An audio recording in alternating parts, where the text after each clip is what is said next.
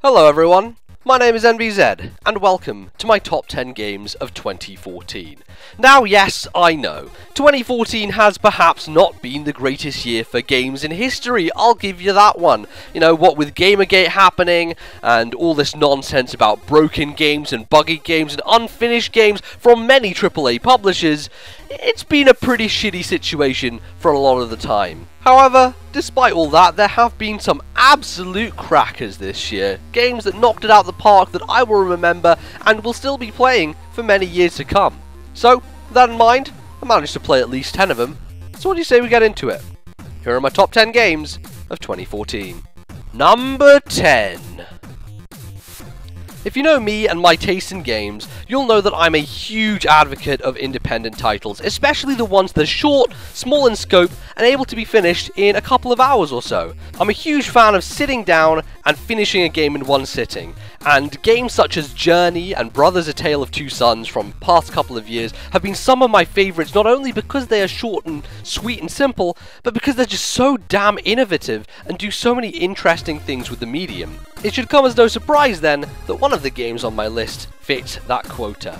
This is A Bird Story. It's developed by Freebird Games, a studio who I have a huge amount of respect for after playing To the Moon earlier this year, which was just a fantastic story-based experience that had time travel elements and science fiction all conjured into this very localized, very personal story. And A Bird Story does a very similar thing. You know, it is the same kind of graphic style, the Super Nintendo look of classic RPGs of old, and yet the entire thing is done without a single word spoken. There is no dialogue, there is no text upon the screen. Everything is done through animation, through music, and through action. The premise may not be groundbreaking and the story may be rather simple, but it's the execution that really matters here. And that is why To the Moon and games like A Bird Story are so impactful. When it comes to actual game mechanics though, A Bird Story is quite light. You'll be moving your character from A to B with the arrow keys and interacting from time to time with a single button. But to be honest, that is the entire purpose behind it. A story needs to be told, it's a very short thing, contained within an hour, and I enjoy it for that reason. Number 9. If you'd approached me at the start of 2014 and told me that one of my favourite games at the end of the year would be a competitive card game based on the universe of World of Warcraft, I would have quite frankly kicked you in the nuts, thrown you out of my house and sent you on your merry way.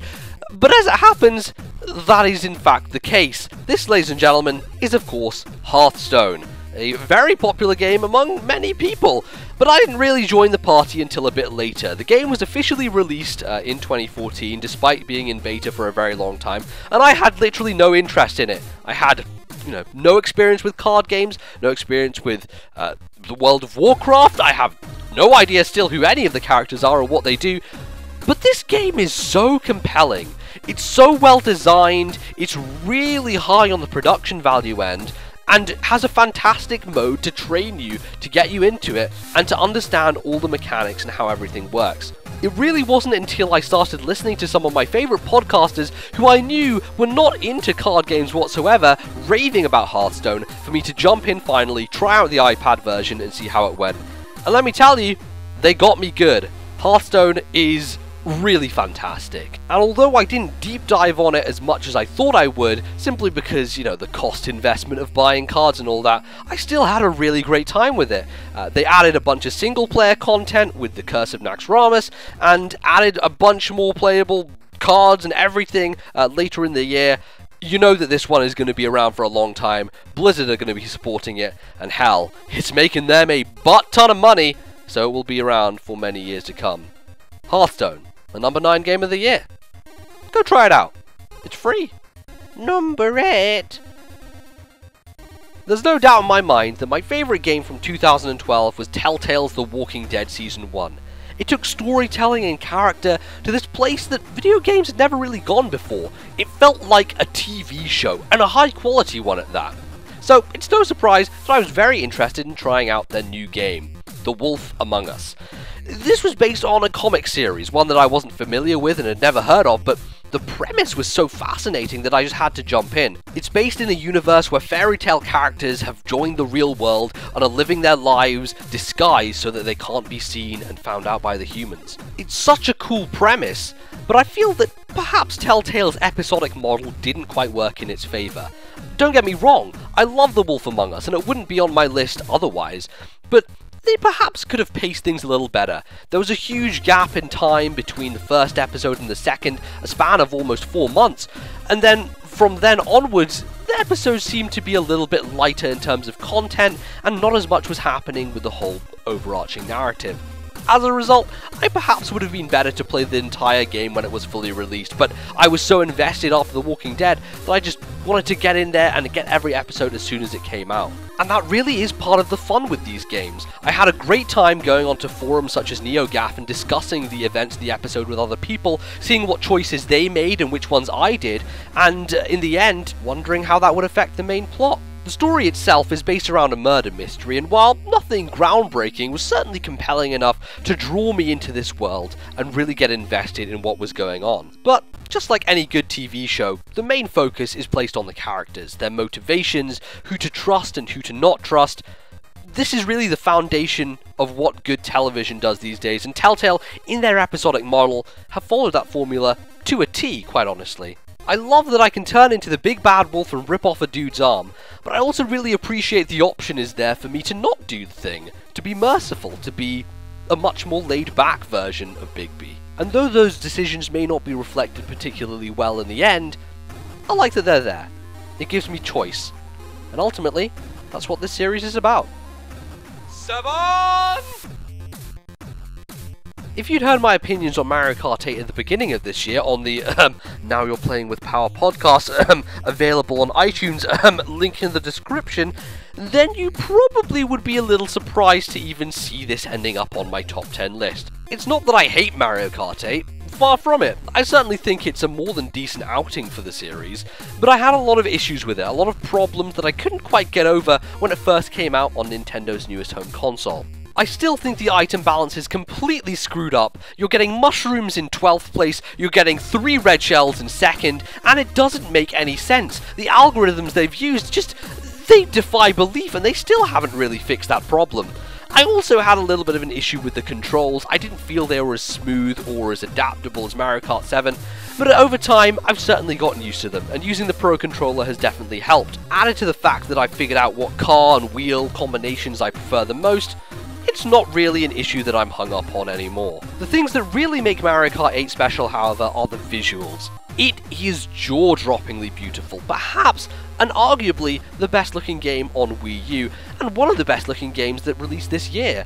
There's just so much colour, so much vibrance and variety, and the tracks themselves are pretty great too. The idea of racing down a ski slope in Mount Wario is bonkers, but it works, and the views from Shy Guy Falls are visually breathtaking and spectacular, and for fuck's sake man, you drive up a waterfall! The soundtrack is also stellar, providing these jazz versions of all these classic Mario songs, and some new ones to boot. All in all, the presentation of Mario Kart 8, pretty out of this world. But NBZ, I hear you cry! Nintendo can't even get online right, can they? Well, ladies and gentlemen, I have to tell you you're wrong, because Mario Kart 8 does online pretty damn well too. You have tournaments available to you, you have the option to jump into other people's games whenever you like, the friends list system works pretty well, despite the fact that the voice chat is of course non-existent, but hey, who uses voice chat these days anyway? I'm always on Skype, and that's way more convenient. So, overall, though I do prefer Mario Kart 7 from a mechanic standpoint, there are so many things Mario Kart 8 does right that I just can't ignore it, and it's, you know, it's still fun. It's still Mario Kart. I still have a good time with it. And hey, there's DLC. You can play as Link. You can play on an F-Zero track. If that doesn't convert you, don't know what will. 6. Do you like a guy in a hat who solves puzzles? Do you like a guy who stands in court who points at people? Well, ladies and gentlemen, I got the perfect game for you. This is, of course, Professor Layton versus Phoenix Wright Ace Attorney. What a crazy mashup, I have to say. When this was announced a couple of years ago, I couldn't believe it. It was like a dream game come true, and it finally released in 2014. And let me tell you, it's pretty fantastic. As someone who's a much bigger fan of Phoenix Wright than Professor Layton, I still enjoyed the puzzling sections, and to be honest, they were kind of a breath of fresh air. I'm someone who really enjoys the courtroom drama of Phoenix Wright, but isn't so big a fan of when you have to go out and investigate and do all these pixel-solving things to find items and evidence. So it was kind of refreshing to have the Layton part of the game replace that area that I didn't enjoy as much. It works well. There's also a really nice cross-pollination of mechanics. You can take the hint coins you find in the Professor Layton sections and use them in the Phoenix Wright courtroom parts. And what makes this even better is that they have complicated some of those cross-examinations to the point at which you're having to assess multiple people at the same time. And, you know, it gets tough. It gets tricky to know what to press, what to say at the right time. The hint coins help that tremendously. Yes, the game may be made easier, but the frustration is alleviated to a point at which you can just concentrate on the story, find out who's done the deed, and get on with it. And that's what I like out of these games. I like the drama, I like the tension, I like the surprise, and all of that remains intact. Add to the mix a whole bunch of voice acting, crazy character interactions and conversations, amusing dialogue, and a downright bonkers story. Ladies and gentlemen, you've got yourself a winner. I kinda still can't believe this thing exists, but I'm really glad it does. Number 5! When I think back on 2014, it really was a year in which I branched out my gaming tastes. I got into a competitive card game with Hearthstone, I even liked a roguelike, and I got into my number 5 game of the year, a first-person shooter. This is, of course, Respawn Entertainment's Titanfall. Now, look, a lot of people have soured on Titanfall since it came out at the beginning of 2014, but I'm not one of those people. This game blew my goddamn mind, and I'll tell you, if I hadn't got access to the beta beforehand, I probably wouldn't have cared for it.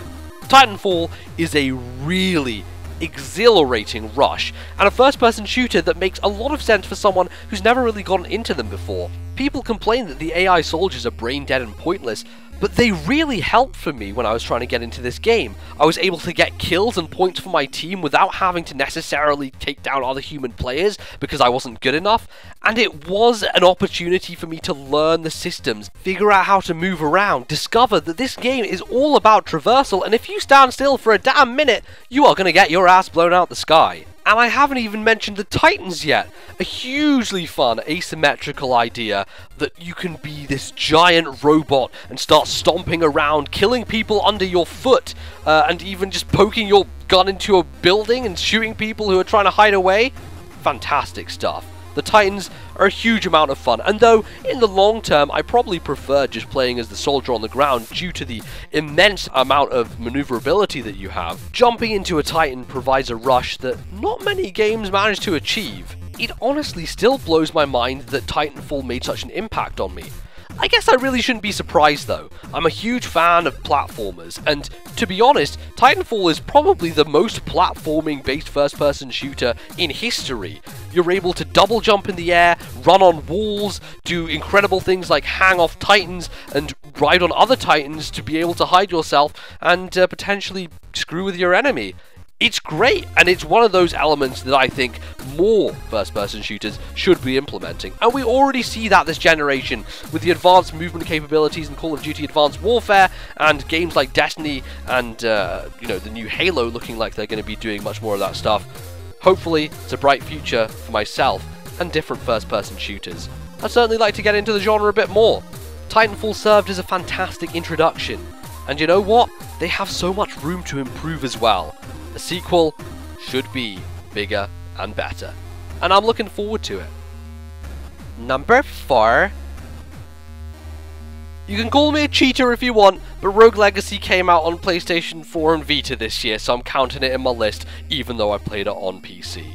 And I can't not include it on my list. Rogue Legacy is perhaps the most addicted I have gotten to a game in a long time. I don't like roguelikes, and yet I love Rogue Legacy. Why? Because the sense of progression that you get is apparent. Usually, a lot of roguelikes are like, hey, you're dead, you got nothing, start over and do it and try it again.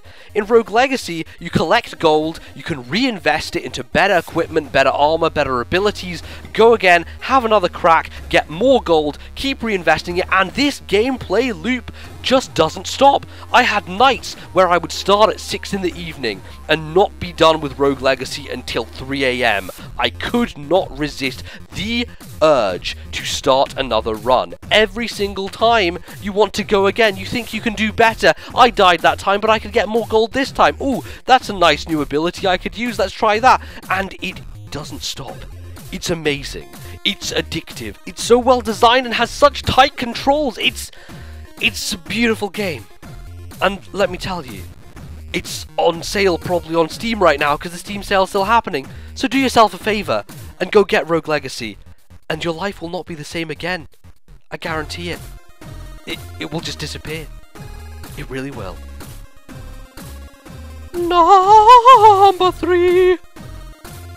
When you take a look back at the history of video games, you'll understand that a lot of the things that we see today are as a direct result of classic games on the Nintendo Entertainment System. Hell, even the new Legend of Zelda on Wii U is taking tips from its NES brethren. But I do find it's really hard to go back and play a lot of them these days. They're either really clunky in the control department or just not very intuitive. It is with great joy then that I present my number 3 game, Shovel Knight. Wow! What Shovel Knight does is take all of those fantastic elements of classic games, throw them into this beautiful new package, and yet it manages to have an identity all of its own. Yes, you can see the influences from Mega Man, from DuckTales, Zelda 2, and even Mario 3, but Shovel Knight is its own beast, and that's what I love about it the most. It's a lesson in game design done well. It cribs from the best, but only implements the best. No longer are you frustrated by sparse checkpointing, no longer are you annoyed by running out of lives, because those things are straight up removed. My only real complaint about Shovel Knight is that there isn't more of it. The game is fantastic, but of course it does stick to that NES template of having a limited number of bosses and levels, and I can certainly respect that. In fact, I can respect it even more when given the fact that Yacht Club Games actually have promised way more content to come in the future as a result of their successful Kickstarter. I haven't even mentioned the music yet! These are chiptunes that you are going to be humming for days. That's not even an overstatement. They're still in my head now. Can't get rid of them. I can't. I try, but they're in my brain. Shovel Knight is exploding. I can't do them now! Numero 2. If 2014 was the year in which I got out of my comfort zone, it was also the year which I felt most at home playing video games. The reason for that? Super Smash Bros. For 3DS and for Wii U. Yes, the names are terrible, but potentially, that's the worst thing about these Smash Bros. Games. There is a level of polish here that is just so unbelievable given the scope of the product, given the fact that there are 2 separate games on 2 separate systems and were developed in a very short space of time.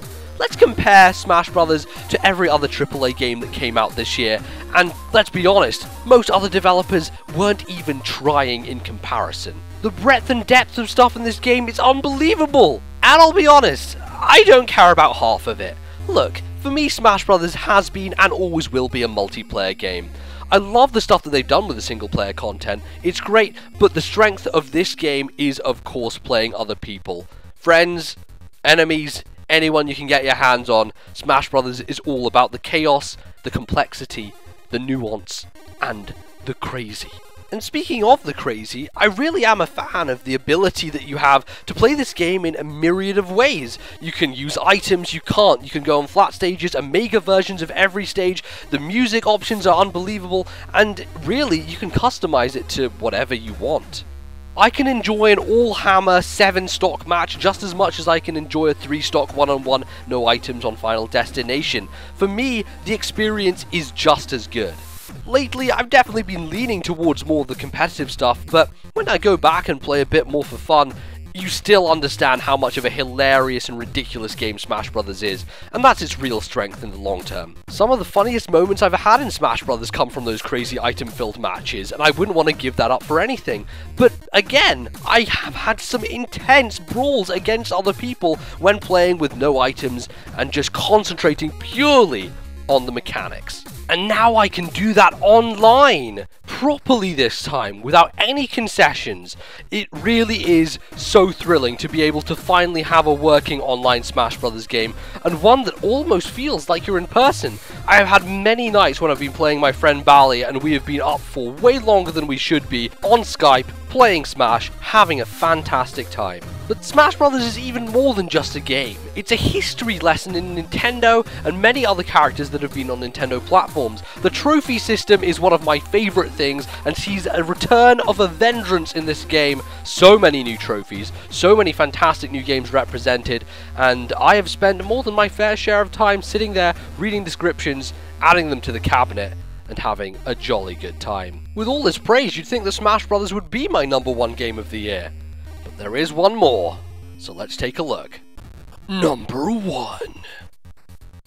For a game that I really couldn't give a shit about until around 2 weeks before its release, the fact that Bayonetta 2 is my #1 game of the year surprises me in more ways than you could probably imagine. I mean, I knew about the game for as long as anyone else. It was originally announced as a Nintendo exclusive when they saved it from the depths of destruction at the hands of Sega, and it was coming out and people were excited about it.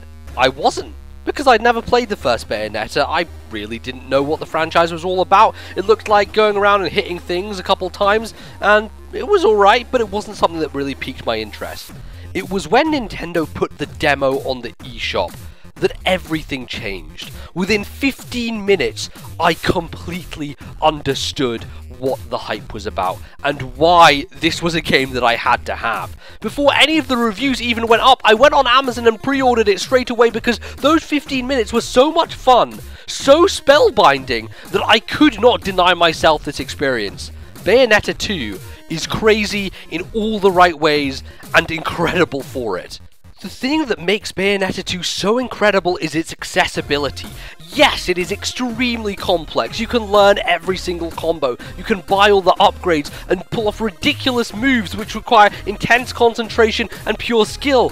But you can also futz around, dodge out the way, and hammer on buttons, but still feel like a master of the craft and that you're pulling off insane combos that no one could even imagine.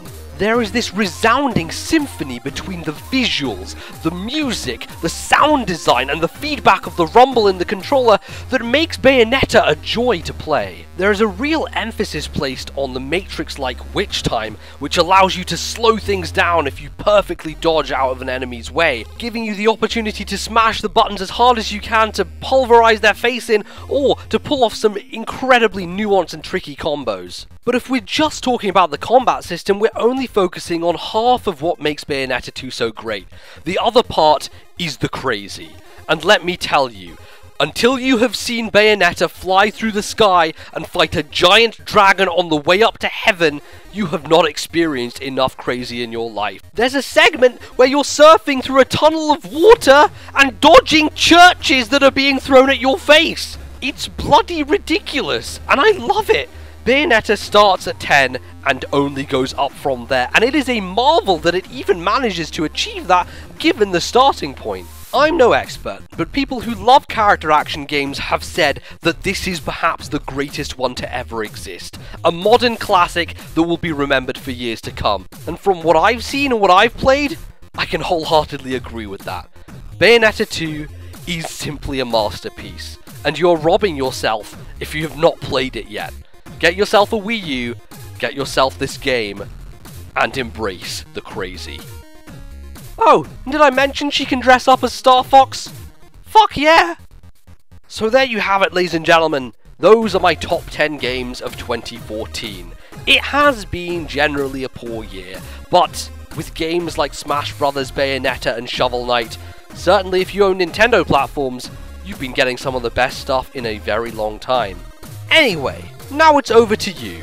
Usually, I don't really care for asking you what your favourite Pokemon is, or what your favourite thing in a thing was, but I do care about what your favourite games were this year. So go down to the comment section. It doesn't have to be a top 10, it could be a top 5, it could even be a single game. But tell me, what were the games that you enjoyed the most this year? I would really actually be interested to read about all those, and I'll be roaming around in the comments and talking to people. So get on that, let me know, and leave a like on this video if you enjoyed it. This took me a long time to put together, and I put a lot of effort in. So I hope you appreciate it, and I guess I'll see you next year, when we go down for our next top 10. Thank you very much for watching. Goodbye.